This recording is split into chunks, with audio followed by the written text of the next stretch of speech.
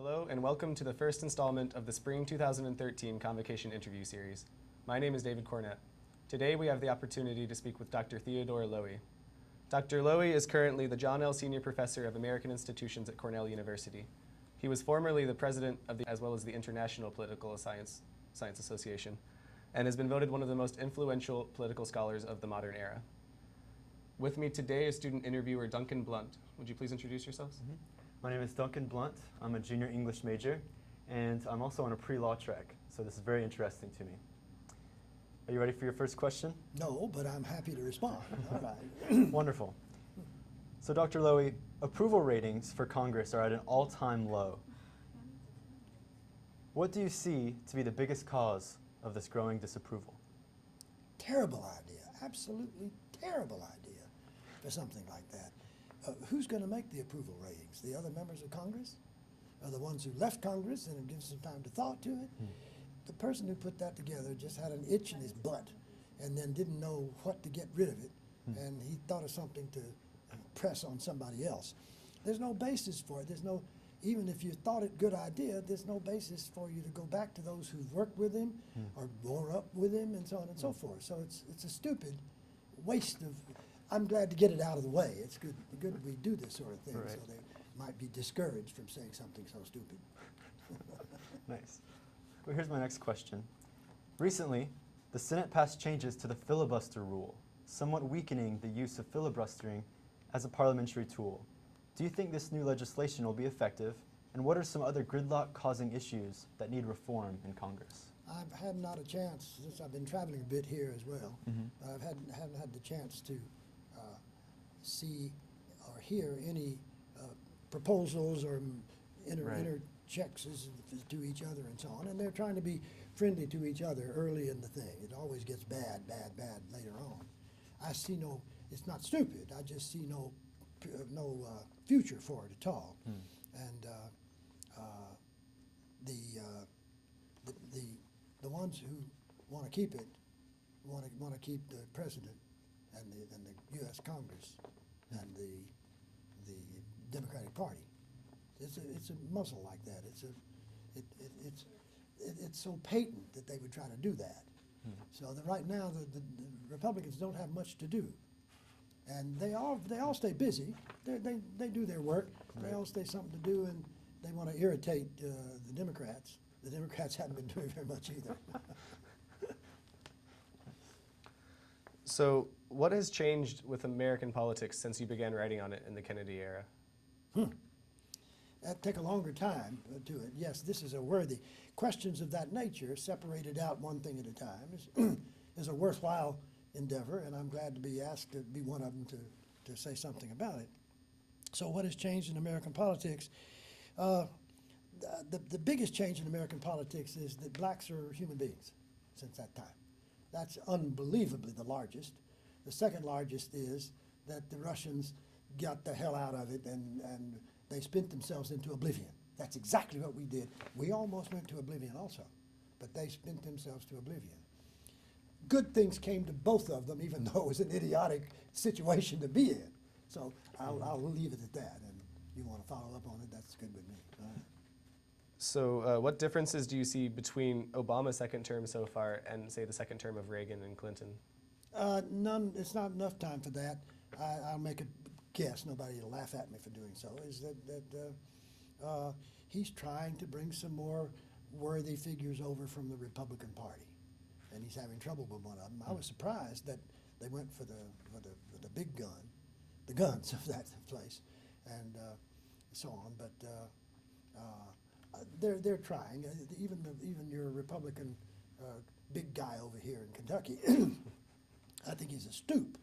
But for that matter, I think even he is saying things he knows he can retire from if he wants to. But I know he's been more cordial, not only with the president, but even being nice to the president. But he hasn't gone back to saying we're going to put you out because you're going to be the first term president. I don't hear him apologize for that. But they tend to be that way all the time when they're coming in. They always want to make good expressions to each other. And the main thing about the president is to make some appointments to prominent people in the opposite party so he can shut them up. And these guys would like to have it, the job. They're good at it, the two guys he brought on. And so he's doing what other presidents have done, and if he hadn't done that, I'd call him stupid not to try to do it. Right. So, and he's done something that will irritate the hell out of the Republicans pretty soon. Yeah. So I have a question about the structure of the Electoral College at this point. Do you think that a congressional district method, such as what's in place in New Hampshire, would be superior to the winner-take-all method that's used in most states? I don't know what they can do about this. Winner-take-all is what we've been accustomed to for so long. For the however many they're given by order of the amount of population. And so it's been up to each political party in each state to make the rule that they want to. And it varies as to the advantage that goes to that to make it winner take all, which the Democrats have always wanted to do that. And the Republicans would like to bring it back to where they could pass, and they might try to pass some kind of law that they would have to have some uniform aspect of the way you distribute the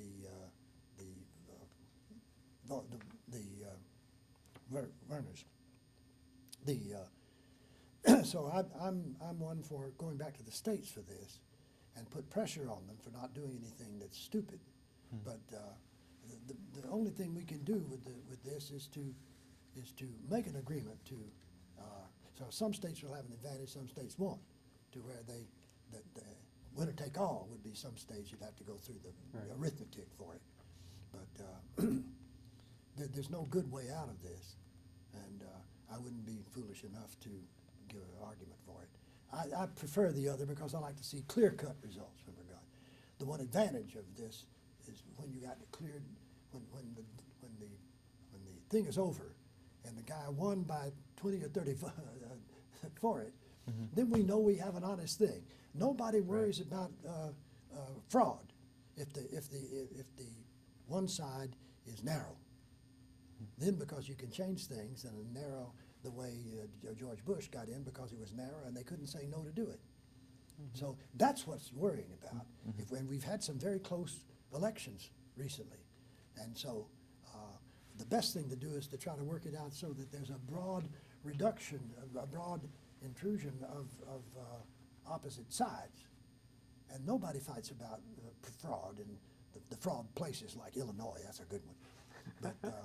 But what I always hope that the difference between the winner and loser has got to be very, very clear. And nobody's going to play the all. They accept it because there was enough. No words. If that had been just a few bit letter in Florida back there in 200, whenever it was, if that had been a little bit wider, we wouldn't have gone through this horrible, the worst thing on our electoral thing in 100 years or whatever. Yeah. Right. I hope I made a point. Can I read that next question? Yeah, I don't for have it on mine.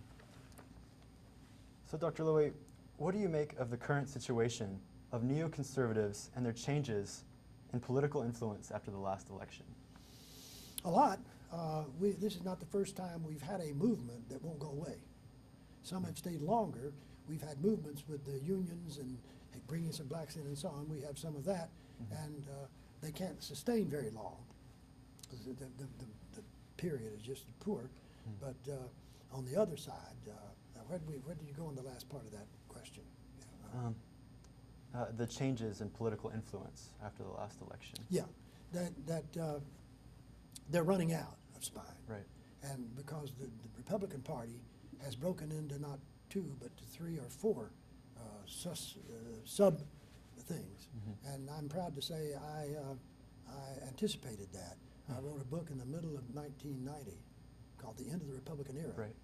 and I argued there that the Republicans are going to die because they have movements, and movements are famous for schisms. That's why we have so many Protestants, Protestant churches. How many Protestant churches are there? Once upon a time, it was only Jesus. And then we get thousands of Protestants. They were protesting because they couldn't stay together since you are a beautiful person. You love the thing and so on. And if there's a little difference between you and somebody else who also loves Jesus, then one will say, we'll go in our way. The same as we were dying up there in New England when we were settling. And we've got settlements over there because the Protestants didn't go along with whatever the British wanted to do. So the schismatic part of it, it's coming apart now. I'm not sure just what the break will come. But I'd like my book is still in print, I'm proud to say. But I'm eager to see this happen. And I'm eager for them to break apart, not because I hate Republicans. No, I don't give a damn about Republicans. but just that it's not good politics to be absolutes. Absolutes should never be the fathers that bring the thing along. Everybody makes mistakes terribly, and it's just a very difficult time with us. It'll go away, but God knows I wouldn't be the first one to say a few months or a few years. I have no idea how much gumption they have. I'm impressed with how they're willing to make sacrifices to it. But we ought to talk to them for a while and say, look, there are too many Protestants that can live together if they keep subdividing like they're going to do, just like Republicans will do. We'll help you out. I'm a political guy who does his, do my pathological stuff. Yeah. So going off of that, in your view, what would be the first step in restructuring our bipartisan system? Restructuring what? Our what system? Our bipartisan, like, it's just this very strict system of we have the Democrats and we have the Republicans, and you started on that where the Republicans are starting to have these sub-parties. But what's the next step to be able to have more choices and? You mean for the two major parties to get in the right idea and put forward more candidates? Is that more what candidates? you're saying? That's right. More candidates. There's not much you can father these things. Politics is supposed to be spontaneous, like kids in the shop, like kids in the sand. I'm trying to say. I'm not against it. I'd watch it with care to see if some lines of development are there, and I'd like to say something about it. But I don't think anything, quote, can be done as though the priests and the others the political priests go out to say, let's help you out, fellas. We love you, Republicans. We suffer from you, and we can help you out. Well, nonsense. They have to work their ways out. How many members of Congress got the Republicans, lost some Republicans this time, and they're worked up over it. And they're scared to death. I just heard it since I've been ready to come out here. I heard it over the radio out just yesterday. That's the way things happen. What we should be doing is to teach the larger qualities of the people who run politics, and to give them a few words on how they should be running this, what they should be doing, giving some such of history and some stuff that they're putting in their veins. So they don't listen to me. I don't even try to listen to me. I just go write the shit. That's it. Oh, pardon me. I'm sorry. It's all right. Does this go out just to the locals? It'll be posted on our website. All right. Okay. I like this stuff, and I like to fight over this stuff, and I've got to lose myself. Yeah, it's passion, for sure. Yeah, a little that, yeah. So what is your view on the government response to Hurricane Sandy? I was very impressed because of the failure, terrible attitudes that went down in the South. The South's going to come out of it different. I can't predict. I'm a Southerner, but I can't predict what will come of it. But I was relieved that we proved ourselves as being human beings, and that didn't happen in the coast down there. A lot of individuals, I have kinfolks in Mississippi, Alabama, and so on, and they did what good people should do, and so on. But I was very pleased. Had a slight fancy for the big fat guy in New Jersey. He's a thoughtful guy, very, very good guy, and some of the things I don't like about him. But I fell in love with him when he finally saw we got to do something here. That's right. And I wouldn't be unhappy. I don't like some of his attitudes and so on, but I'd be very happy to see him show up. I'd like him to lose a few pounds. But he's a guy with honesty and integrity. And then, like me, he says some things he wish he hadn't said. I'm a guy, I like him because I'll say some profanity, and my mother will call me, my daughter will call me, oh, God, I forgot to do it. But he's not alone in this. But but he was the leader in this, the New York leader, and some of the smaller ones in New York. I lived in New York for a while while I was doing my dissertation, and I loved those areas that got hit very badly. I was just in tears over them. Yeah. So you've written extensively about internationalization in politics. How do you see the Arab Spring and other recent upheavals in state politics helping to shape your current understanding of those issues? Read it again. It's so it's so full. Mm-hmm. Yeah, try it again. I'll pick up a couple of things out of it. How do you see the Arab Spring and other recent upheavals in state politics helping to shape your current understanding of those issues? Of what issues? Issues involving Hating each other? What? It's a big one. I Issues suppose. of whether we're going to pick up and get the hell out. Mm-hmm. I mean, that would be my first response. That's why I get miggled up by the things. I start thinking too fast because it was so patent to me and so moving to me, and the idea is so great is for them to get their butts up and get out. Mm-hmm. And that's the trouble. Richard Nixon wasn't the only one, but he was the most explicit one. I'll never let them see that I got killed. I mean, I got lost. We lost the war. Mm-hmm. And it's that sort of thing that's the worst. Mm. The military idea, the military position, I'm not sure how well they've been done because they've been so many years without doing any serious studies. Mm-hmm. They go back to the academy and so on. I've had students from the academy up on the river, but it's so boring for things to go on and on and on for 12 years and 15 years.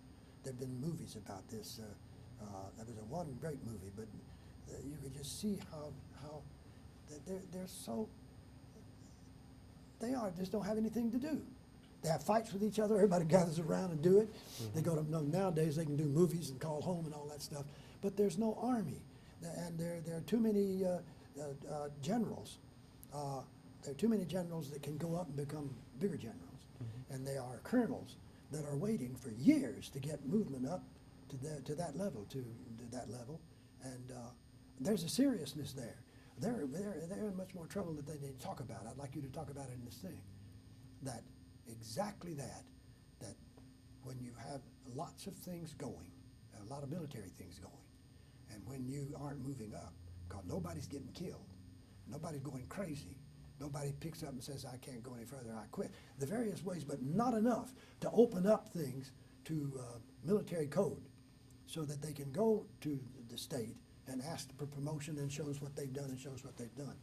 But when you see some of these good movies that were taking place in Pearl Harbor or something like that, mm-hmm. how many fights and how many of that sort of thing, because they're so goddamn bored. You can't have a military that you don't keep them going. And not just have them run. You should make the colonels run all the time and laugh at the colonels, or make movies or something like that. This is the worst position to be in.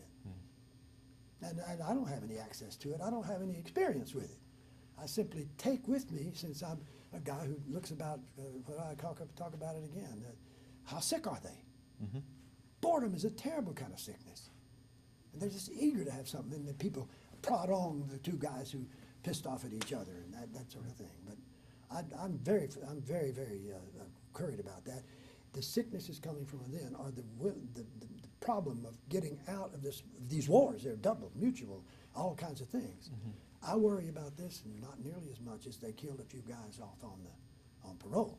I mean, off out there in the countryside. But we got to get psychiatrists out there because they have no prospects of moving up. And this is true of the second and third layers of generals. General staff, they get a car, they get a guy, but they can't get up there. And they've done all the things that make them possible to be interrogated to see if they're ready to do it. That's my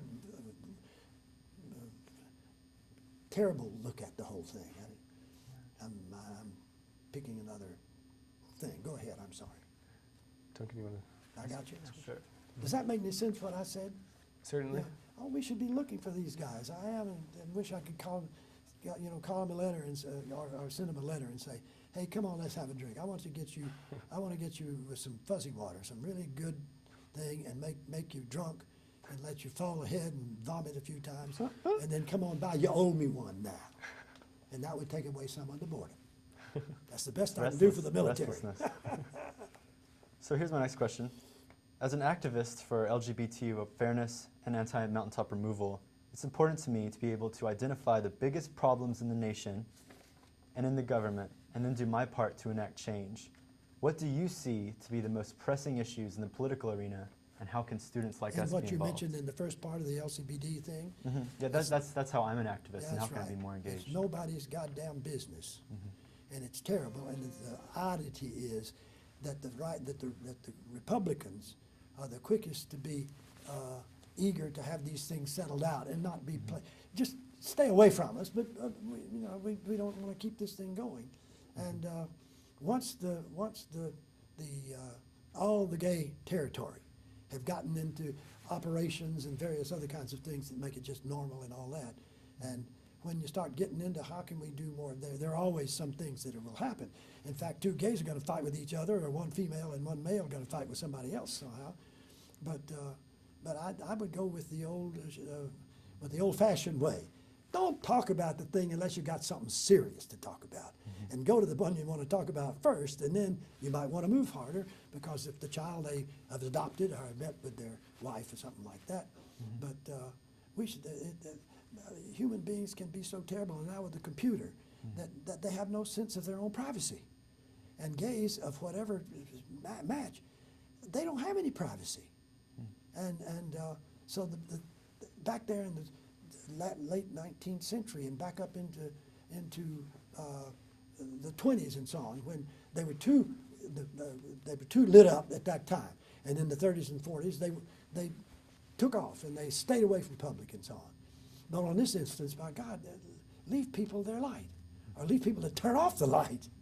And I have no suggestions for it. It's just that these are matters.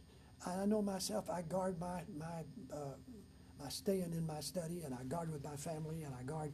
And I get away from there, and I don't do much entertaining and so on unless they ask I may go back, whatever it may be. But we have to learn, and people are getting to where they're accustomed to losing so much of themselves. They want to either kiss the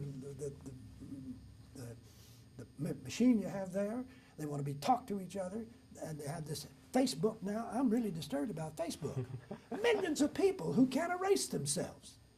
And all you want, these poor gay people want to be left alone. But people are facing themselves. What is your age make you want to be friends to people you'll never see, and you can't erase it? And they'll send it off somewhere else because you look so cute. But they had one. They'll send yours over there, and pretty soon you'll be in the network. Well, I'm an old guy, so maybe I like to be, in my own place. But I do think that gays won their war. They won the war just as decisively as the blacks did, and did fierce stuff to win that war. And they got to screw up if they start being wide open, and they would just like I think to be. We want to be home at home, My hope in any case, yeah. Well, those are all the questions we have for you Well, today. I hit the hardest one and probably the worst one, the last one. I don't know, but if you got one, if you're going to send me one, I'd be appreciative. Yeah. Certainly. Thank you very much for speaking with us today. My wife and daughter will laugh like hell when I get on one of these things. She's nearly 40. She's 41, as a matter of fact. Nice. I'm an old guy, and so I have old characteristics for myself. That's all. Well, join us next time as we interview MIT professor Dr. Alan Lightman. Thank you. Good.